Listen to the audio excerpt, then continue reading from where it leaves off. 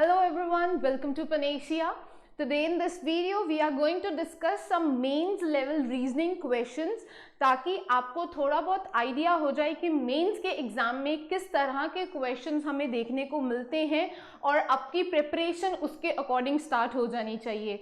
As you all know कि अभी आपका IBPS क्लर्क का मेंस है, तो उसके लिए ये वीडियो आपके लिए देखना काफी ज्यादा जरूरी रहेगा। So watch this video till end so that you come to know कि किस तरह के क्वेश्चंस आते हैं और हमें कैसे प्रिपरेशन करनी है, किस तरह के क्वेश्चंस हमें आने चाहिए एग्जाम से पहले। So if you are new to this channel, you may subscribe our channel and hit the bell icon for the upcoming video notifications. So let's begin with today's session with the first question for today. ये है भाई आज का पहला question. इसमें हमें क्या given है? एज यू कैन सी, उन्होंने बोला है the values in the box A are coded as the values at their respective position in box B on the basis of the following conditions. आपको क्या करना है? On the basis of the following conditions as per the given illustration and condition find the values of the box 2 for the following. मतलब कि क्या है भाई, this is an example given to you. ये एक आपको एग्जाम्पल गिवन है और आपको ये एग्जाम्पल की हेल्प ले सकते हो, मतलब कि आप देख सकते हो कैसे कैसे चेंजेस हुए हैं, ताकि आपको आइडिया हो जाए कि मेरे को फर्स्ट बॉक्स से सेकंड बॉक्स कैसे बनाना है with the help of the given conditions. इतना ज़्यादा इजी नहीं होता, कोडिंग ही होती है। आपको थोड़ी बहुत चेंजेस इसके जैसे जैसे वो बोल रहे हैं वैसे वैसे आपको चेंजेस करनी होती है। सो let's begin with the first condition. First condition अगर आप देखोगे तो उसमें क्या बोल रहे हैं? उसमें बोल रहे हैं if a grid does not contain a vowel. आपको वो ग्रिड चूज करने हैं जिसमें कोई भी वाउल नहीं है, not even a single vowel. ठीक है, तो आपको वो वाले ग्रिड चूज करने हैं। यू कैन सी ये वाला ग्रिड है जिसमें कोई भी वाउल नहीं है। उसके बाद आगे चलते हैं, और कौन सा ग्रिड अगर आप देखो जिसमें कोई भी वाउल नहीं है। इसमें भी है, इसमें भी है, इन दोनों में भी है, इनमें कोई वाउल नहीं है और इसमें कोई वाउल नहीं है। तो मेरे पास 3 ग्रिड्स हैं जिसमें कोई भी वाउल नहीं है। तो ये वाली कंडीशंस अब इन 3 ग्रिड्स पे हमने अप्लाई करनी है। सो लेट्स सी कैसे कैसे चेंजेस होते हैं। If the number attached is a composite number, अगर इन दोनों के साथ कंपोजिट नंबर अटैच्ड है, इन तीनों ग्रिड्स में अगर आपको कंपोजिट नंबर देखने को मिलता है, आई होप सभी को पता होगा कि कंपोजिट नंबर्स क्या होते हैं। जो नंबर्स अपने टेबल पर तो जाते ही जाते हैं, दूसरों के टेबल पे भी जाते हैं, those numbers are called composite numbers. And prime numbers वो होते हैं जो सिर्फ और सिर्फ अपने टेबल्स पर जाते हैं। वो प्राइम नंबर्स जो अपने टेबल के साथ साथ किसी और के टेबल पे भी जाते हैं, that means those numbers are called composite numbers. चलो भाई, कह रहे हैं कि जिस ग्रिड में कंपोजिट नंबर होगा उसमें से आपने 2 सब्ट्रैक्ट कर लेना है। तो अगर मैं देखूं, this is a composite number 36 and 62, 17 prime number होता है बिकॉज ये सिर्फ अपने टेबल पे जाता है। तो मतलब कि इन दोनों में से आपको 2 क्या करना है? सब्ट्रैक्ट करना है। तो अगर आप सब्ट्रैक्ट करोगे, सब्ट्रैक्ट 2 फ्रॉम द नंबर, तो मेरे पास आ जाएगा 34 इधर और 60 इधर। आई होप यहां तक क्लियर है सभी को।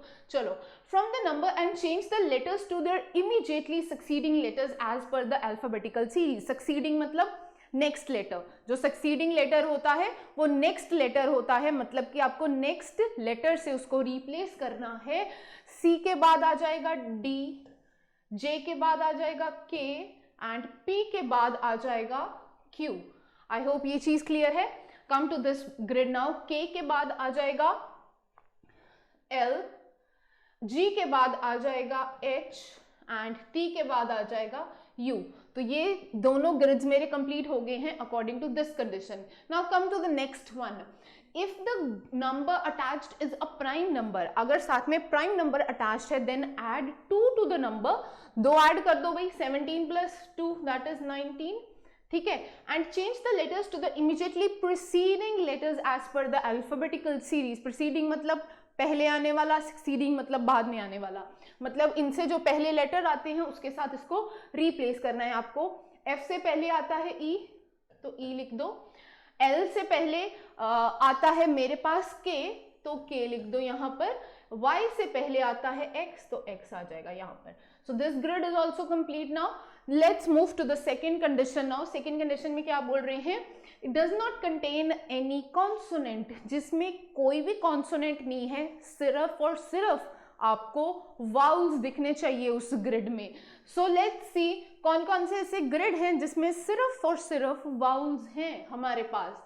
एक तो मेरे पास ये ग्रिड है जिसमें सारे वाउल्स हैं, एक ये ग्रिड है जिसमें सारे वाउल्स हैं, ऑल लेटर्स आर वाउल्स। ठीक है, चलो क्या करना है अब। कंडीशन 1 क्या कह रही है, if the number attached is fully divisible by 2, अगर इन दोनों के साथ जो नंबर अटैच्ड है वो फुली डिविजिबल बाय 2 है, दैट इज दिस वन, ये वाला नंबर है 32।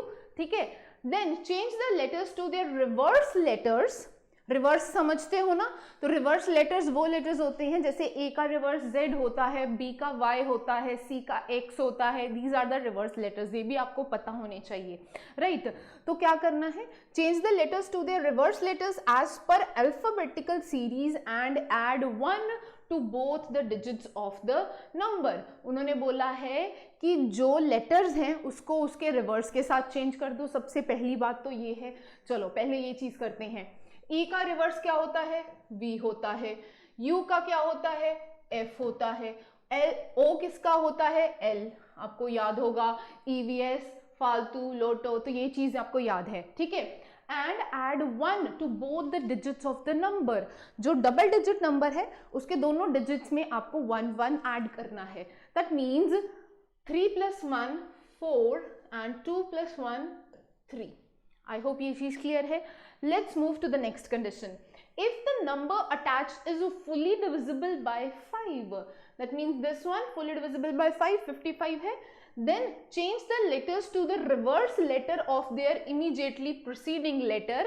क्या करना है, immediately preceding, they are talking about immediately preceding letter. Change the letters to the reverse letter of their immediately preceding as per the alphabetical series. उस letter का जो reverse है उसका इमीडिएटली प्रीसीडिंग लेटर, राइट। चलो अब अगर मैं देखूं IOE लिखा हुआ है, ठीक है, तो IOE अगर मैं देखूं तो I से पहले क्या आता है, H आता है, और H का रिवर्स लेटर क्या होता है, S होता है।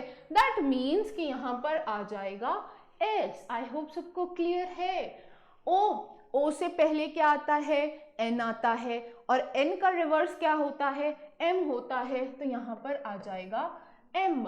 नेक्स्ट वन E से पहले आता है D का रिवर्स क्या होता है, W, तो यहां पर आ जाएगा W। Okay, and what they have said about the number, उन्होंने नंबर के लिए कुछ नहीं कहा, that means number 55 as it is आ जाएगा। आई होप सबको क्लियर है। चलो let's move to the next one now. Contains both vowels and consonants, वो वाले ग्रिड जिसमें कॉन्सोनेंट भी हो और वाउल्स भी हो, वो ग्रिड्स पे आ जाओ। वो मेरे पास 4 ग्रिड हैं, एक तो ये वाला है, एक ये वाला है, एक ये वाला है, और एक ये वाला है। Okay, let's work on these grids now. Okay, if the number attached is even number then change the vowel to its immediate next consonant. Okay, अगर साथ में इवन नंबर अटैच्ड है, जैसे कि आप देख सकते हो 24 है और 42 है, इस केस में इन दोनों ग्रिड्स पे अब हम काम करने लगे हैं। ठीक है, क्या करना है, change the vowel to its immediate next consonant. Vowel को चेंज करना है इमीडिएट नेक्स्ट कॉन्सोनेंट के साथ, and consonant to its second preceding letter. Consonant को चेंज करना है सेकेंड प्रीसीडिंग लेटर के साथ। ओके, W इज 23 कॉन्सोनेंट है और इसका सेकेंड प्रीसीडिंग लेटर हो जाएगा 21, that is U। Okay, E is vowel और वाउल को चेंज करना था नेक्स्ट कॉन्सोनेंट के साथ, that is F। T is again consonant, इसका second preceding letter T is 20, तो मेरे पास आ जाएगा R18, UFR। आई होप सबको क्लियर है ये चीज। और नंबर के लिए उन्होंने कुछ भी नहीं बोला, तो नंबर एज इट इज रहेगा UFR, दैट इज साथ में 24 हम एज इट इज लिख देंगे। इस चीज पे भी वही चीज करो। P इज 16, उससे 2 स्टेप पहले क्या आ जाएगा मेरे पास 14, that is N। A is a vowel और नेक्स्ट इसका सक्सीडिंग है भाई B। ओके, R इज 18 और इससे एक स्टेप पहले क्या आता है मेरे पास आता है R is 18 that is 16P और 42 एज इट इज, और मेरे पास आ गया NBP42। आई होप ये चीज सबको क्लियर है। Let's move to the next one now. अब आगे क्या बोल रहे हैं, if the number attached is odd number then change the vowel to their immediately succeeding letters. वो कह रहे हैं कि अगर साथ में ऑड नंबर अटैच है, जैसे कि आप इस केस में देख सकते हो 43 एंड 67, ठीक है, तो उन्होंने क्या बोला है कि change the vowels to the immediately succeeding letters, vowel को चेंज कर दो इमीडिएटली सक्सीडिंग लेटर्स के साथ, and consonants to their immediately proceeding letters. Okay, पहले वाउल्स की बात करते हैं और कॉन्सोनेंट की बात करते हैं। एच आ रहा है, कॉन्सोनेंट है, consonant to their immediately proceeding letter. H is 8 से पहले 7 आता है दैट इज जी, ठीक है। यू इज वाउल, वाउल के लिए उन्होंने बोला है immediately succeeding one, you is 21 तो सक्सीडिंग होता है V22। T20 होता है और उसका इमीडिएटली प्रोसीडिंग आ जाएगा मेरे पास S19 तो S आ जाएगा, and add 5 to the number, 5 add करोगे तो 48 आ जाएगा। तो आई होप सबको क्लियर है, GVS 48 आ गया साथ में। अब इस चीज पे भी हम वही वर्क करेंगे। B है, कॉन्सोनेंट है, तो immediately proceeding that is A। Next R है, immediately proceeding one that is Q। उसके बाद U है, वाउल है, तो उसका वाउल के लिए हमें बोला था इमीडिएटली सक्सीडिंग, तो U के बाद आता है V और इसके लिए मुझे ऐड करना है 5, 67 प्लस 5 दैट इज 72, तो वो आ जाएगा यहाँ पर। So this is complete grid now. I hope सबको क्लियर है कि मैंने कैसे चेंजेस किए बॉक्स 1 से बॉक्स 2 में। जो भी क्वेश्चन पूछा जाएगा वो बॉक्स 2 से पूछा जाएगा। क्या पूछ सकते हैं वो आपको, कि आपने फर्स्ट रो के फर्स्ट कॉलम में कौन सा आपका आ रहा है, या सेकंड कॉलम में सेकंड रो में क्या आ रहा है, कुछ ऐसे क्वेश्चंस बन सकते हैं। तो आप इसके अकॉर्डिंग अपना आंसर चूज कर सकते हो। You can just have a look at the final answer. So this is the final box 2 जो हमारा कंप्लीट हो गया था। I hope this question is clear to everyone. You can have a look at this the answer carefully, then we will move to the next question. चलो let's move to the next question now. Next question है भाई मेरे पास input output से। Input output mains का part है और mains में आता है, so you should be prepared with input output. क्या होता है इनपुट आउटपुट में, हमें इनपुट और कुछ स्टेप्स दिए गए होते हैं, हमें लॉजिक ढूंढना होता है कि ये स्टेप्स कैसे बने हैं इनपुट से, और इनपुट का एक क्वेश्चन आएगा, वही सारे स्टेप्स इस पे बनाने होंगे और इसके स्टेप्स के बेसिस पे हमें क्वेश्चन पूछा जाएगा जो हमने आंसर करना होगा।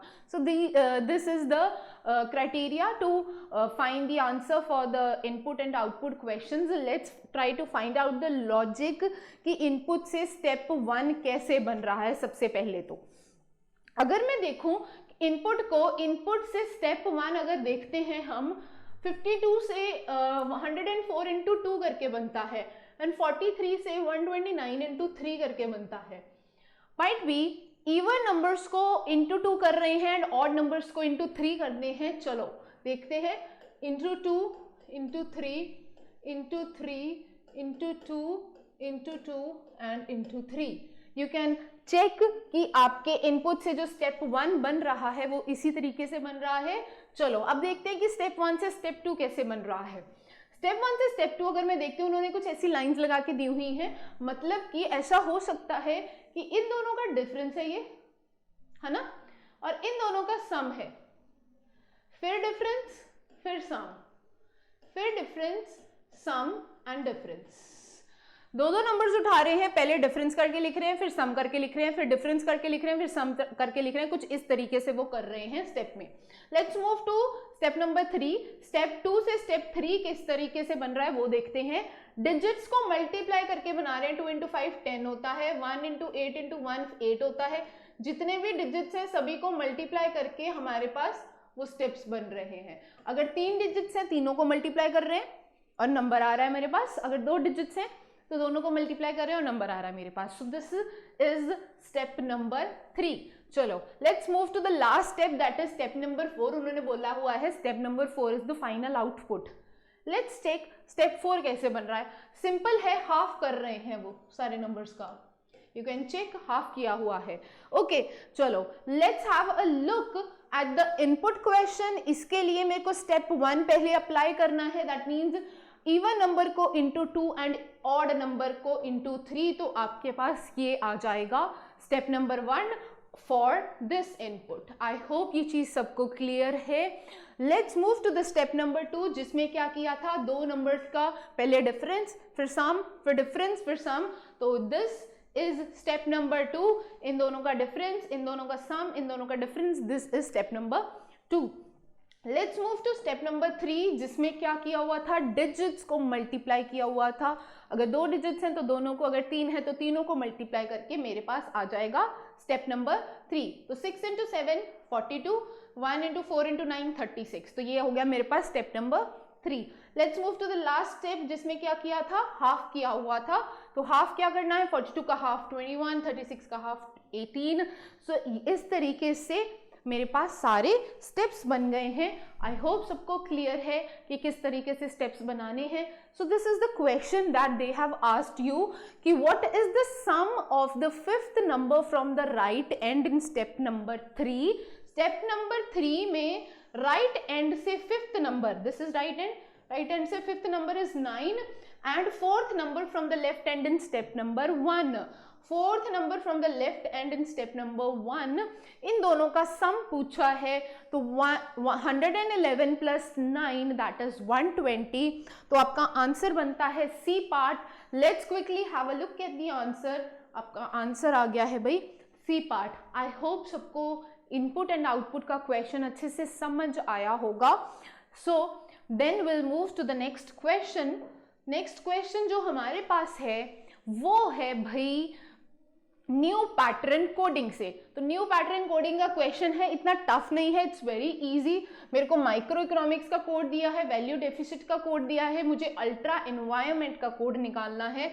तो एक बार लिख लेते हैं कि उन्होंने मुझे माइक्रो इकोनॉमिक्स का जो कोड दिया हुआ है वो क्या है, that is $4 at D6, 9 at 6 asterisk 6, $4 at and exclamation.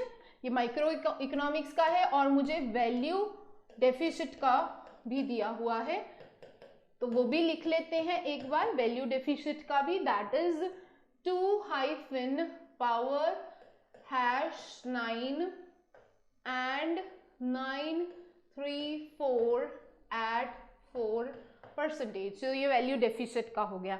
मुझे पूछा किसका है, मुझे पूछा है अल्ट्रा एनवायरनमेंट का. तो अल्ट्रा एनवायरनमेंट का कोड पूछा हुआ है.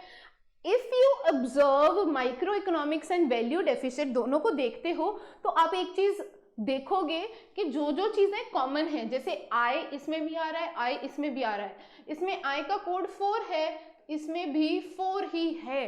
दैट मीन्स सिंपली लेटर्स को कोड किया हुआ है. जिस तरीके से जो जो लेटर्स यहाँ पर कोडेड हैं वही सेम लेटर्स इसमें से ढूंढ के अब उसके कोड नोट डाउन कर लो.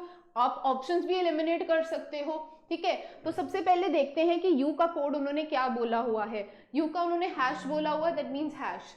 दैट मीन्स सी वाला ऑप्शन एलिमिनेट हो गया, इसमें हाइफन बोला हुआ था. ठीक है, अब कौन सा वाला चेक कर सकते हैं हम ये चेक कर सकते हैं कि मेरे पास सिर्फ आप अल्ट्रा का ही कोड फाइंड आउट कर लो, कोशिश कर लो कि अल्ट्रा का, कि क्या पता ऑप्शन एलिमिनेट हो जाए. एल का कोड अगर मैं बात करूं तो एल का कोड यहाँ पर पावर दिया हुआ है तो यहाँ पर पावर आ जाएगा. टी का परसेंटेज है तो परसेंटेज. आर का कोड की बात करूं दैट इज डी एंड ए की कोड की बात करते हैं दैट इज हाइफन. तो फाइंड आउट कि ये कहां पर है, hash power percentage D and hyphen, that is in the A part. बाकियों में नहीं है, यहाँ पर परसेंटेज नहीं है, परसेंटेज नहीं है. ठीक है, दैट मीन्स कि आपका आंसर ए पार्ट बन रहा है. पर द थिंग इज आप चेक करोगे इसका भी, क्योंकि ऑप्शन आपको नन ऑफ दीज भी दिख रहा है, हो सकता है कि आंसर आपका नन ऑफ दीज बन रहा हो. तो you need to check for environment also.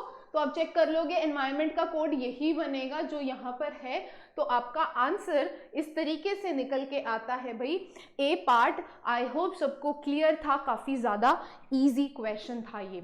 Now let's quickly move to the last question for today, जिसमें है पजल का क्वेश्चन, और ये पजल आपको करनी है 2 से 3 मिनट। 2 से 3 मिनट भी बहुत ज्यादा है इस क्वेश्चन के लिए, 2 मिनट बहुत है। 2 मिनट में आपको ये क्वेश्चन जल्दी से करना है। क्या कह रहे हैं इस क्वेश्चन में, 7 एम्प्लॉइज हैं, 7 एम्प्लॉइज ने डिफरेंट कलर की शर्ट पहनी हुई है और डिफरेंट कलर है, और वो पर्सन्स हैं जो भी एम्प्लॉइज हैं उन्होंने वो उसके बारे में बताया हुआ है। ओके, तो let's quickly arrange the following in this table. उसकी सारे डेजिग्नेशंस जो है एम्प्लॉइज के वो मैं लिख लेती हूँ इस टेबल में। जो सबसे पहले है मेरे पास दैट इज चेयरमैन, तो चेयरमैन आ जाएगा सबसे पहले। देन उसके बाद मैनेजिंग डायरेक्टर है, HOD है, सीनियर मैनेजर है, असिस्टेंट मैनेजर है, एग्जीक्यूटिव है एंड ट्रेनी है। ठीक है, तो ये चीज है, और उसके बारे में यहां से कंडीशन स्टार्ट हो रही है। Start filling the table. The one who is an executive wears orange shirt, orange shirt पहनी हुई है एग्जीक्यूटिव ने। R whose designation is higher than that of S is wearing black shirt। R जिसकी designation S से ऊपर है उसने black shirt पहनी हुई है। The one who wears a pink shirt is 3 ranks higher than the one who wears orange shirt। Orange से 3 rank ऊपर पिंक है, 1 2 3, यहाँ पर पिंक आ जाएगा। ठीक है, U is chairman and wears a beige color shirt। U chairman है और उसने बेज कलर की शर्ट पहनी हुई है। तो आई होप ये चीज क्लियर है सभी को। Okay, the shirt worn by V is of grey colour. V ने ग्रे कलर की शर्ट पहनी हुई है। T is 2 ranks lower than U। T 2 rank नीचे है U से, तो यहाँ पर T आ जाएगा। Okay, the one having third lowest designation wears brown shirt. Third lowest designation वाले ने ब्राउन शर्ट पहनी हुई है। Okay, neither P nor Q wears brown shirt. P और Q दोनों यहाँ पर नहीं आएंगे जहां पर ब्राउन शर्ट है। Okay, senior manager wears blue shirt. Senior manager ने ब्लू कलर की शर्ट पहनी हुई है। V does not belong to the top 3 ranks। V top 3 ranks को बिलोंग नहीं करता। So these are the conditions जो मैंने क्वेश्चन पढ़ के बनाई है। बाकी जो आपको कंप्लीट करना है वो इन दोनों के कंडीशंस के बेसिस पे कंप्लीट करना है। मुझे उन्होंने बोला है कि V इन 3 जगह पर कहीं नहीं आएगा। दैट मीन्स यहाँ पर V ग्रे नहीं आ सकता। V ग्रे एक साथ आएगा, तो V ग्रे कहाँ आएगा, ऑब्वियसली यहाँ पर आ जाएगा V और ग्रे। आई होप सभी को क्लियर है। ठीक है, R ब्लैक कहाँ आएगा, फिर ऑब्वियसली यहाँ आ जाएगा R और ब्लैक।